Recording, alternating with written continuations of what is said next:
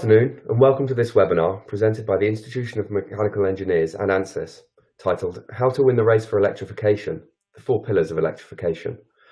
My name is Robin Sarfas. I'm a conference producer at the IMechE, and I'm delighted to introduce Dr. Larry Williams. Larry serves as Distinguished Engineer at ANSYS in the Physics Business Unit. He's responsible for the strategic direction and promotion of the company's advanced simulation products, with emphasis on electronics, structural mechanics, and fluid dynamics solvers. He's best known for the application of the high-frequency structure simulators, or HFSS, for 3D high-frequency electromagnetics, antennas, and high-speed electronics. Larry is also an expert in the application of electromagnetic field simulation and has over 20 years' experience in the fields of electromagnetics and communications engineering, publishing numerous technical papers on the subject. And now, over to Larry to deliver the presentation. Well, thank you very much, Robin, and thank you for all the attendees who have joined us today. I am going to share with you some thoughts on electrification and, as Robin mentioned, the four pillars of electrification. So here you see I'll start my slides here. I want to talk to you about these four pillars. Well, what are these four pillars? They go from individual components such as batteries or integrated power electronics to advanced electric machines, battery management systems, all embedded in to come together to create an electric vehicle. So as you see here, those four pillars: battery and battery management systems, electric machines, power electronics, and ultimately powertrain integration, because we also have to find ways to build these systems into a working automobile.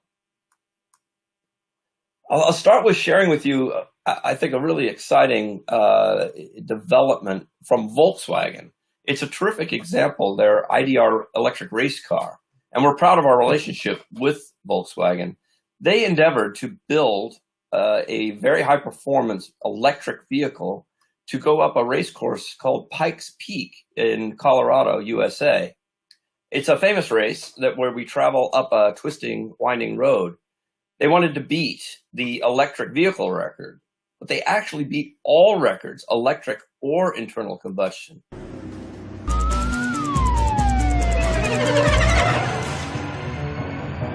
So this remarkable car was built, and it had to be built in just 9 months because they had to convert an existing internal combustion chassis to an electric one.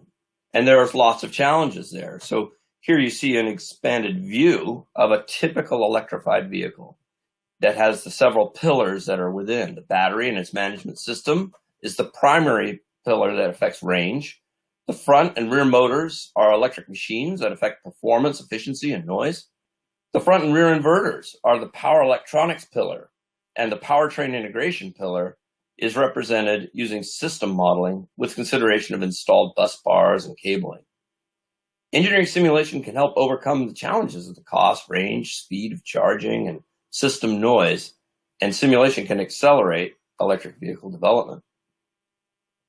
That Volkswagen race car I showed you is a remarkable engineering achievement, and a primary focus was the battery and management system. Volkswagen used system-level simulation with physics-based reduced-order models of the battery and power electronics to optimize both the charging and discharging while keeping the batteries cool. Two main challenges were to avoid overheating the battery during charging and to ensure that all the battery cells are charged equally. At Pikes Peak, the Volkswagen car had to be fully charged and at the starting line within 20 minutes.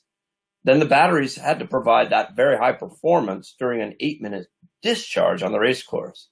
So that battery management system, which operates as a control center, monitoring all the operating conditions, such as temperature and charging, communicated all key information to the driver.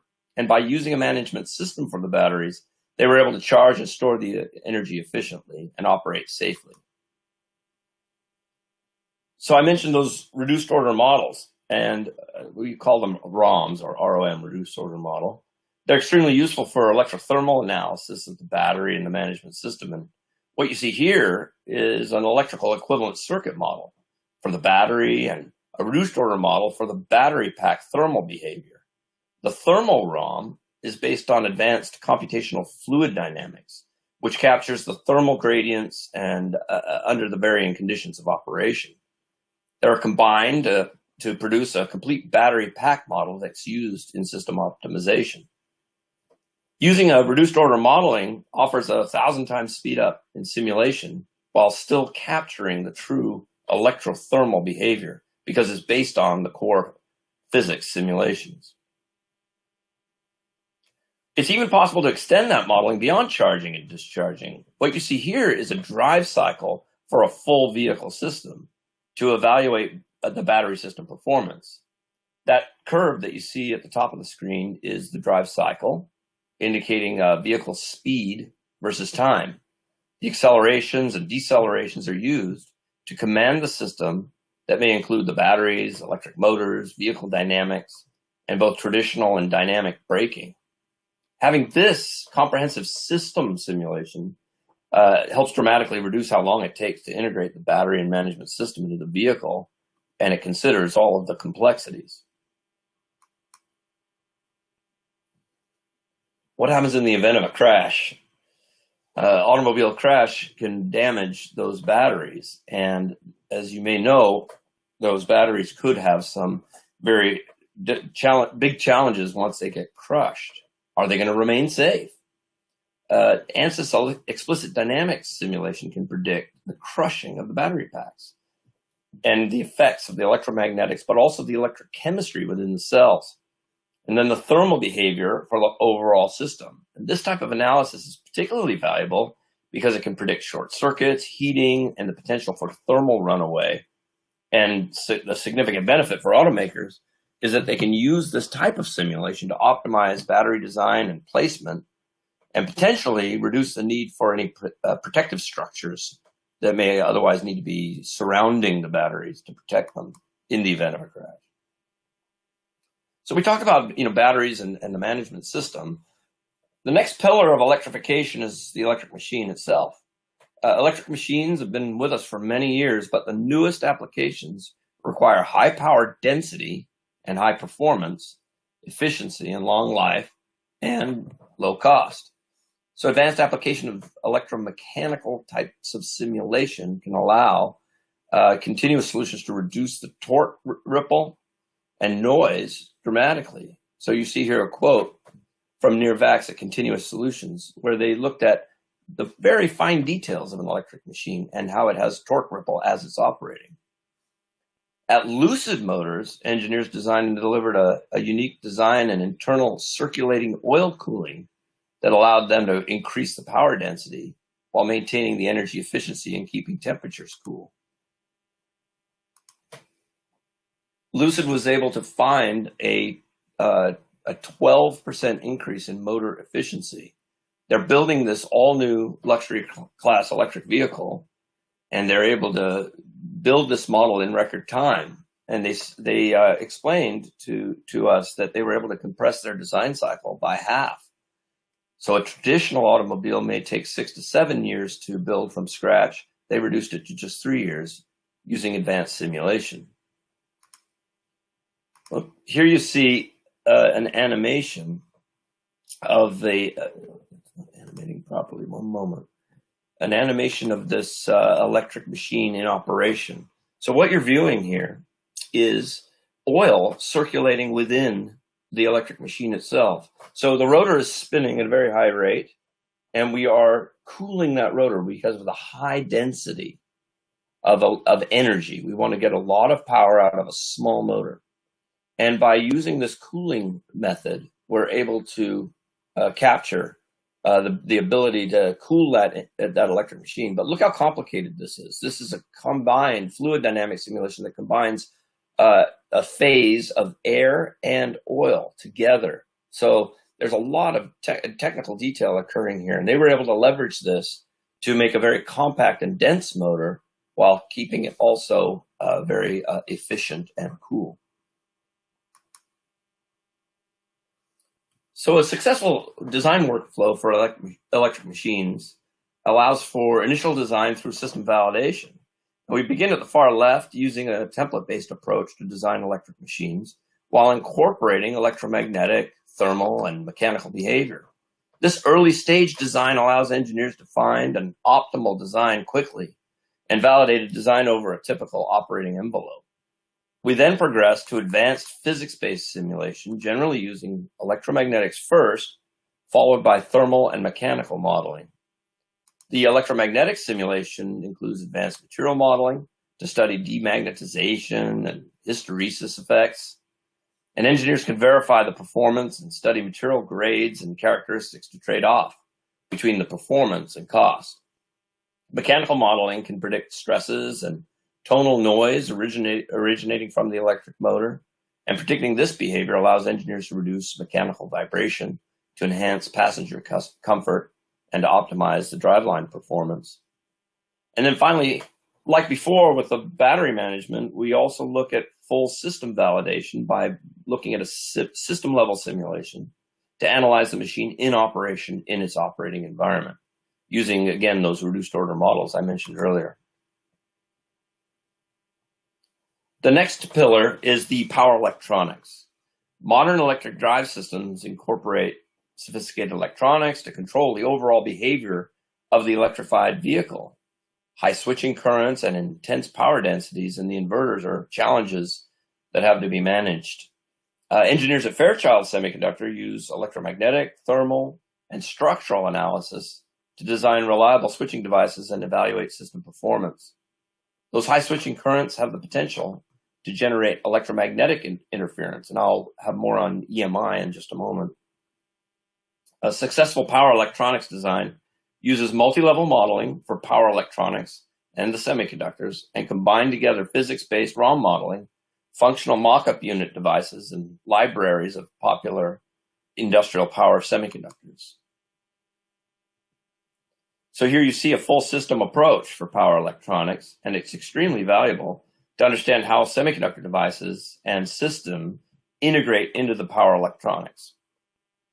Comprehensive system simulation incorporates models from a library of parts, custom models that can be developed in VHDL, Modelica, or SPICE, physics-based ROM models for motors, cables, electronics packaging, and finally, robust solvers that can combine them all together to predict the overall system performance. Power electronics design is intertwined with cable harnesses and reliability. Talking about the cable modeling first, I mentioned earlier that the high switching currents that exist in an electrified system that drive the electric machines and charge the batteries. Cable harness modeling is critical to ensure that the conducted and radiated noise is minimized to avoid corrupting other electronics that are in the vehicle. And platform level simulation can be performed to evaluate all of the EMI effects that may be present. The power electronic systems must provide long service life, minimize warranty returns, and be durable. So high power densities that can lead to significant heat generation and continual temperature cycling induces mechanical stresses and fatigue. Modern design analysis allows engineers to understand the impact of these effects and accurately predict the life of electronic hardware at the component, board, and system levels. Printed circuit board and assembly simulation predicts solder fatigue due to thermal, mechanical, and shock and vibration conditions. Approximately 73% of product development costs are spent on the test, fail, fix, repeat cycle, and reliability predictions in simulation early in the design stages can mitigate this cycle. The final pillar of electrification is powertrain integration. We've examined batteries, electric machines, power electronics, cabling, and reliability. We've seen that each of those components can be placed in a subsystem to produce a broader understanding of their performance. In powertrain integration, we bring all of those subsystems together and add the embedded software control to optimize performance, safety, and reliability of the electrified vehicle. You see here that simulation can address all four pillars in an integrated simulation environment, from component to full system, with embedded software. And all of that physics is included at the component level, and models are produced to be used at the system level. So system simulations can integrate with automobile manufacturers by including their own measurement data or their supplier data for a complete and reliable optimization. I'll now show you an exciting example of a new partnership we have with Porsche in the development of their Formula E race car. Formula E is a new auto racing championship that uses a single-seat, all-electric car, and we've worked with them to develop electric motors, drives, and in this example, the full drive cycle to maximize efficiency. And I'd like to especially thank some of my colleagues, Leon, Olga, and Olaf. Let's take a look at a quick video of something that they produced.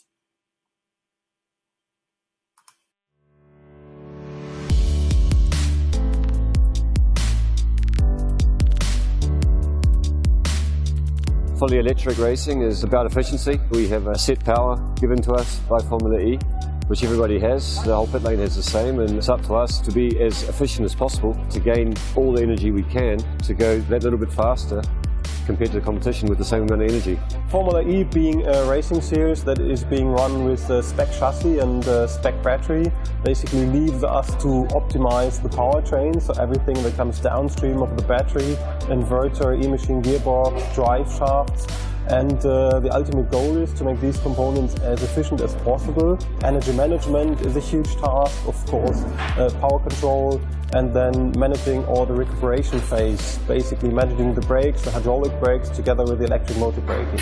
We chose to partner with Ansys because we think the simulation tools that Ansys can provide us in terms of optimizing efficiency and functionality of electric drivetrains is just superior to everything else we could see in the market. So for the development of the electrical components, meaning the electrical machine and the inverter, we used Ansys Maxwell for detailed e-machine optimization, and then also Ansys Trin Builder to optimize the control algorithms between inverter, electrical machine, and also the battery. Finally, when we have chosen a concept, we can further optimize energy efficiency, torque control, etc., using simulation tools. Driving the Porsche 911 electric is it's a little bit different, but to be honest, once we sit in the car, we really feel like a race car, and it's really exciting. You know, the cars are fast, really efficient, and I think that's really pushing e-mobility as well. And for me, it's just great to be part of it and seeing the evolution. E-mobility is really important for Porsche. It's part of our sustainability program. And this comes also to motorsport with Formula E, which we use as the laboratory for all the e-mobility technology. And using Ansys for simulation allows our engineers to go much quicker to the best solution. With the 99X, we develop the most efficient drivetrains, but also how to use efficiently the energy available and reach the biggest distance. And this all will go in the road cars of the future. The championship that this has turned into, racing in the biggest cities in the world, the drivers, the lineups from the teams, it's insane. And if you have a partner like Ansys, that only makes it more enjoyable and better. You can help each other to achieve your goals, and at the end of the day I think it works. The car's performing well, and that's what we want.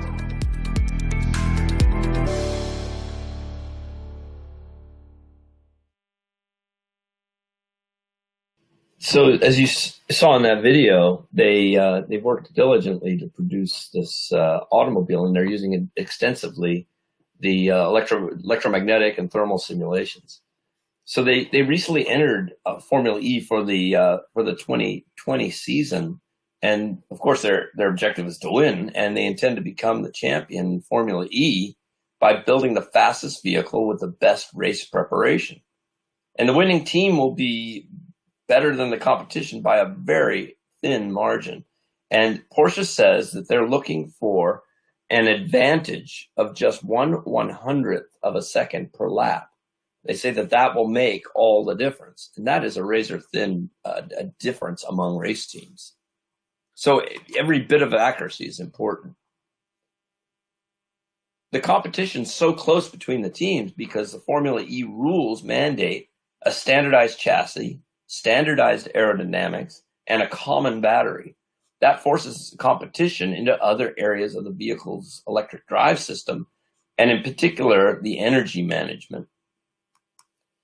The powertrain efficiency is already very good at around 98 to 99%. So every fraction of a percent increase in efficiency makes the car just that much better and that much faster.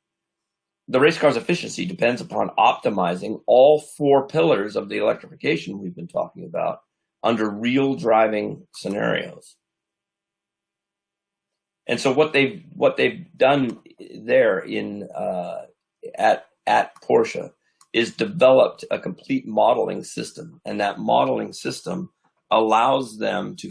They discovered when they did this analysis that they were able to increase the performance by keeping the batteries very cool. And so that was one of the key elements they utilized when they performed this full drive cycle analysis. I want to leave you with some other interesting developments in simulation. And what you see here is what I'm calling mission-based engineering. I show an example here in terms of communications, but what it really represents is the ability to link together an advanced automobile drive cycle through a complex environment. This company, AGI, is a company that ANSYS recently acquired, and their toolkit called SDK allows us to simulate the full digital mission. It could be for, in this case, wireless communication, or it could be for navigation, maximizing a drive through the space. So I'll share with you one other video that shows the idea of linking together a complex system. It could be an electrified vehicle or any other system. It could be spacecraft or aircraft into a full top-level mission-based solution.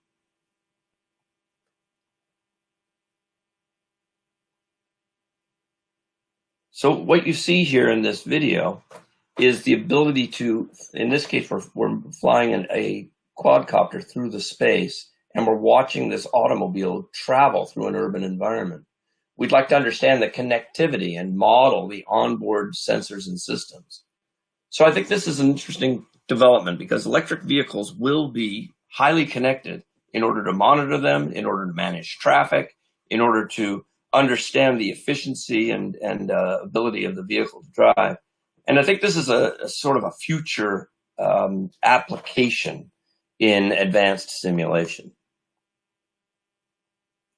And I'll leave you with one final area of emerging importance in electrification, and that's the issue of cybersecurity. These vehicles they have many electronic systems, and they're connected to that broad network that I mentioned through wireless interfaces. And cyber hackers are now targeting components and systems to find vulnerabilities that potentially may exist.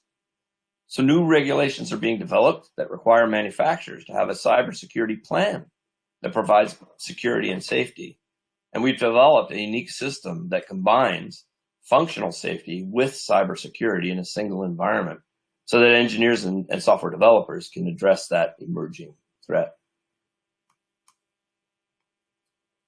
So finally, a few closing thoughts. I've outlined for you the four pillars of electrification, including the battery and management system, electric machines, power electronics, and powertrain integration, and introduced how ANSYS comprehensive multiphysics, multidisciplinary system-level simulation, and our platform enables you to design and optimize the components and deliver a high-performance electric powertrain, one that meets the demands of longer range, lower costs, fast charging, and to do it faster and better than the competition. Ultimately, great products are designed using advanced engineering simulation. And with that, I will leave it there, and thank you very much for your attention today.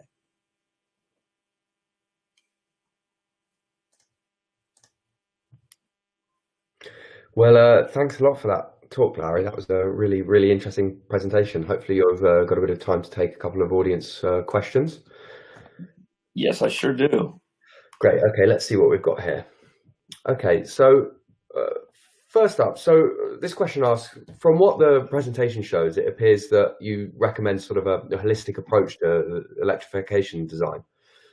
Is that true? And would you sort of like to kind of expand on that a bit further?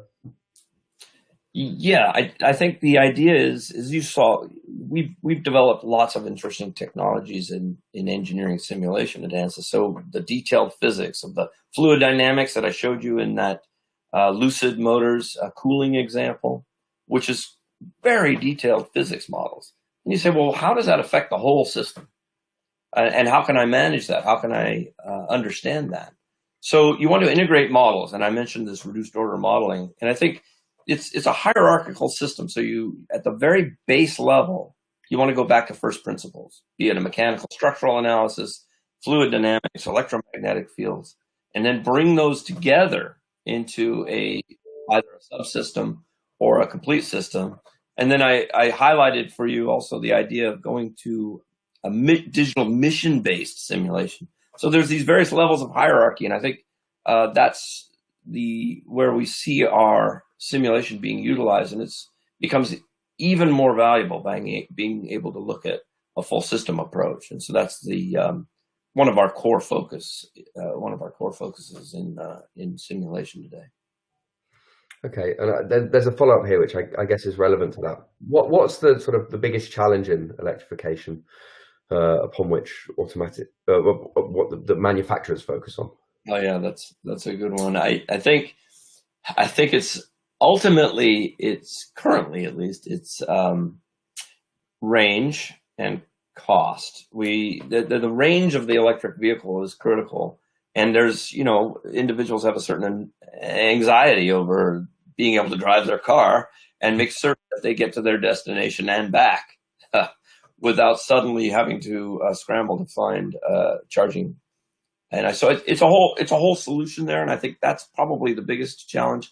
There are various, but I think that there's a mandate to move towards electric vehicles, and so because of the advantages that are there in terms of efficiency, simplicity, upgradability, and of course the environmental issues. So just having that range is top priority. So optimizing the performance of the amount of energy that you have in the batteries is critical. Of course, building better batteries, better electric chemistry in the batteries, better physical designs of those battery cells is also an area where our customers are diligently working to develop new technologies. So I think that's the number one, is the range. But cost is of course also critical, right? If the vehicle costs significantly more than an internal combustion machine, is going to be challenging for adoption. Yeah, I actually have a follow-up of my own, which is, I guess, obviously the challenges used there sound like they sort of primarily apply, I guess, to sort of like mass market consumer vehicles and Yes. stuff. Obviously, your presentation there, you touched on the kind of high performance end of things. How is it addressing challenges, I guess, in a different sphere? How do you sort of adapt to that? Well, yeah, you bring up a good point. Okay, so I showed Volkswagen, and you say, wow, fantastic. They beat all records up Pikes Peak. Remarkable achievement. But it's not just about that, because now they're translating that knowledge that they use in order to develop the production automobiles. The sort of the point of demonstrating something like the Pikes Peak record is to show what can be done with electric vehicles, but also that they can do it and that they have the expertise to do it. And once they have that expertise in-house, of course, they will then translate that into the vehicles that they will deliver for production. For commercial. I think we've got time for a last quick question here. All right. This is, I guess, less technical, or perhaps not. Would you comment on the sort of what you think the biggest hurdles are to the adoption of EVs? Yeah, I sort of touched on that a little bit regarding range. I think infrastructure is also an issue. There has to be plenty of charging stations and availability of charging for those vehicles. But I'm optimistic about that. I think, as the vehicles become more popular, it will become also likewise a greater need will drive the development of more charging stations for the infrastructure, especially. And I see, there's there was a company we engaged with recently that does advanced sensors, and those sensors go in these electric vehicles. And here's a company that develops a component and then subsystems for those components, right? We're measuring temperatures and velocities and such. And yet they even mention their desire to look towards an entire ecosystem. Even they're looking at the idea that, hey, our sensors could also go into the charging infrastructure. So I think forward-looking companies, forward-looking individuals are seeing these opportunities that are in front of us. And so, again, although I see it as a challenge to build out the charging infrastructure for electric vehicles, I also am optimistic that the demand will drive the adoption and will drive the development. Great stuff. Well, I think that's all we have time for today. But thank you so much for that, Larry, and thanks to Ansys for a terrific presentation. Do you have any final remarks, Larry, before I close things? No, I would want to thank all of the attendees again for attending today's presentation, and I hope you take away from it the idea that simulation on the computer can do some remarkable things and can help advance. In this case, we showed electrification, but any engineered product can be designed in a virtual way on the computer and really get to a really more optimal solution. So thanks again for the attendees today. Great stuff. I'd like to echo that thanks to everyone who tuned in today. That's all we have time for, but I hope everyone enjoys their afternoon. And yeah, you've been watching the IMechE's webinar alongside Ansys.